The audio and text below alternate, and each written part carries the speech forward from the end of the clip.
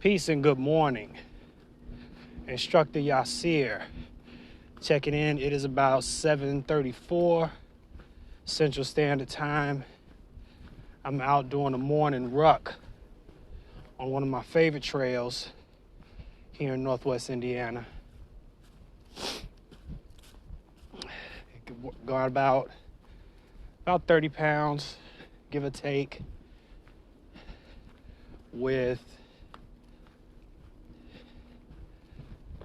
and I'm gonna go about 5 miles. So I just started reading this book called Crises by Micheal Easter, I want to say. I don't have it in front of me right now, but I believe his name is the author's name is Micheal Easter. Crisis. Got some really, really great reviews. I was put on to the book by a YouTube video I watched, which was a panel on rucking that had the author, Micheal Easter, along with the founder of Ruck and some other people up there. I can't recall their names right now. But great conversation about rucking. Did it a few times, like over the years, as I got into hiking and trail running and stuff like that. But now I'm really starting to add it as a part of my regular fitness regimen because I enjoy it. It really combines, the aspects. I think it combines the aspects of hiking as well as trail running in the sense that you get the same, like when you're out on a beautiful trail like what I'm on right now, you get that same experience of hiking, but then you get the added stimulus by carrying that weight on your back, similar to when you run, right? Because you want to increase your cardiovascular load, and you're able to do that by adding weight on your back and then basically just walking. This has also been good as well. You see my breathing starting to become a little labored. So this is also good as well for me because last year I just made 40 years old, and I started to have recurring issues with one of my knees, where when I say recurring issues, nothing too serious, but it felt compromised. It felt weaker. Sometimes I would have some stiffness. Sometimes I would even feel like the joint was almost slipping out of place.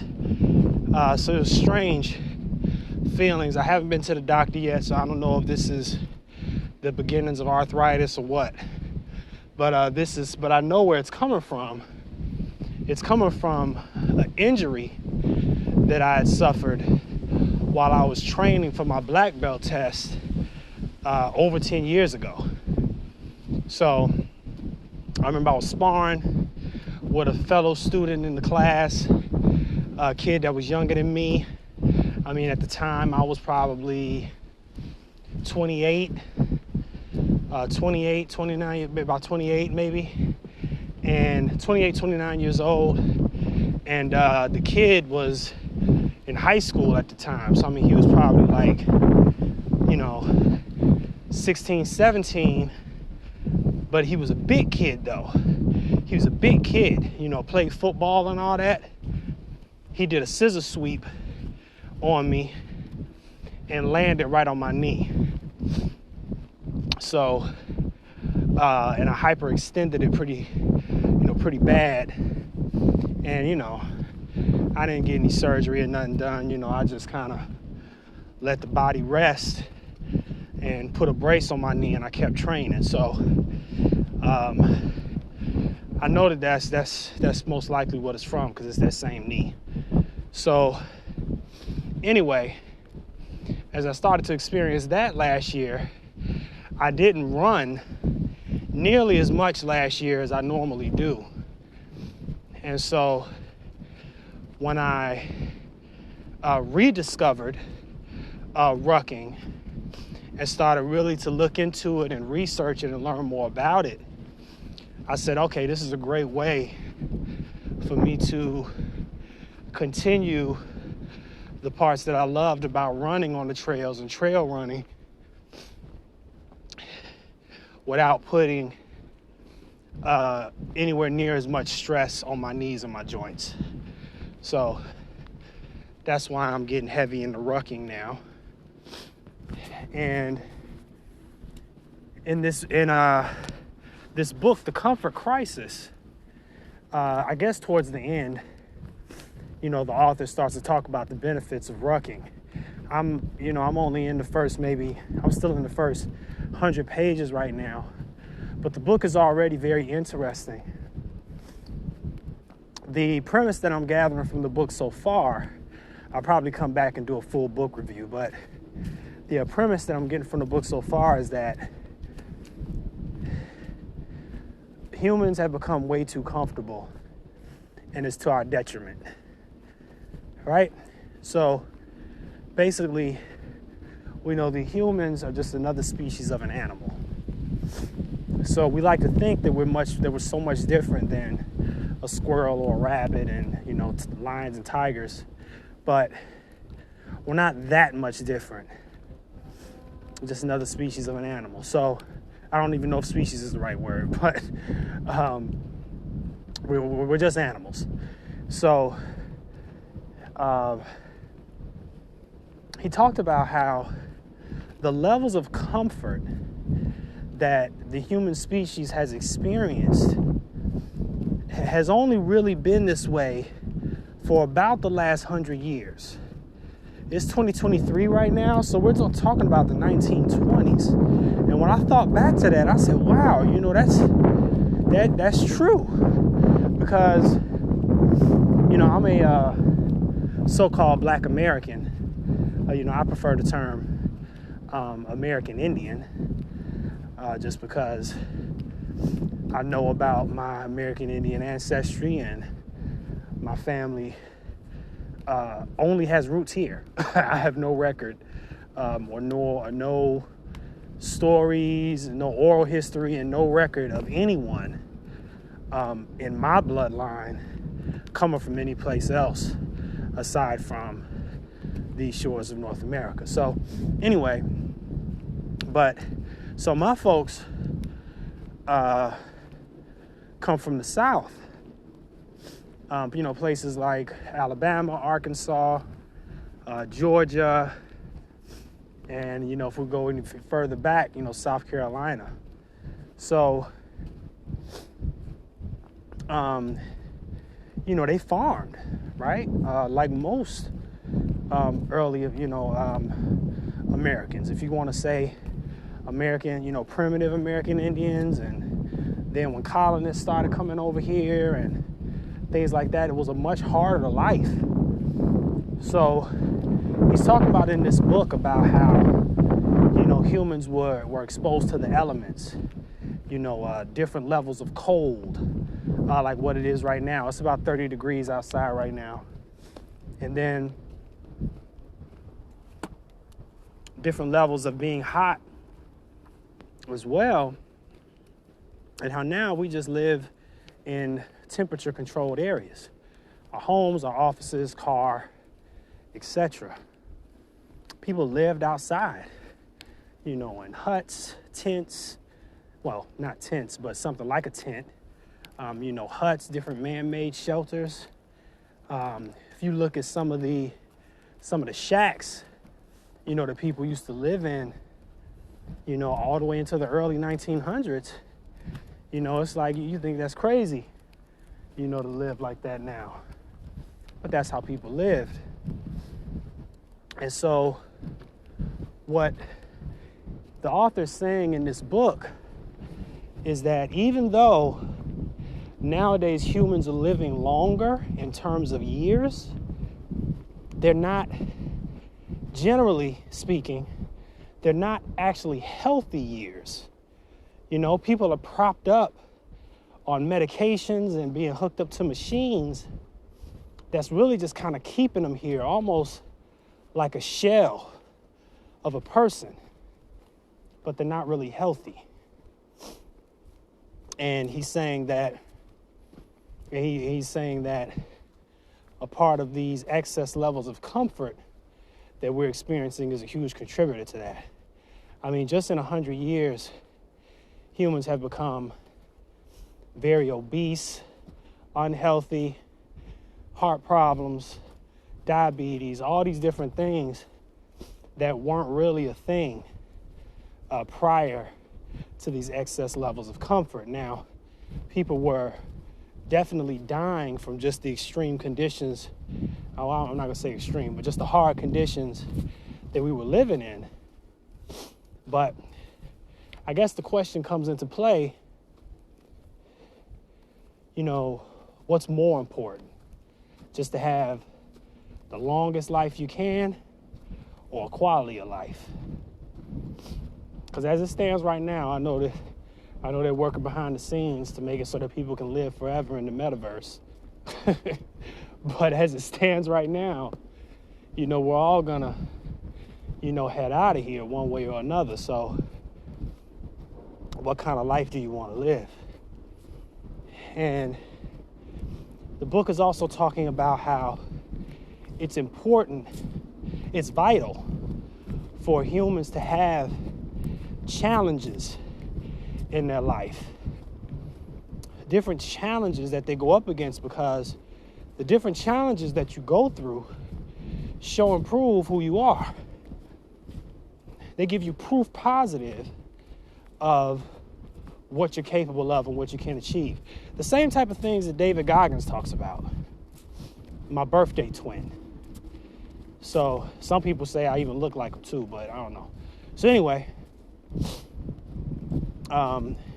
same types of things that Goggins talks about is just preparing your mind to be able, and just how it's all in the mind, how you get into these endurance sports, and it's a mental game more so than a physical game. The spirit and the will to endure, you know, persevere, even though it's hard, even though it's tough, to continue going. Yesterday was the anniversary of my daughter's passing.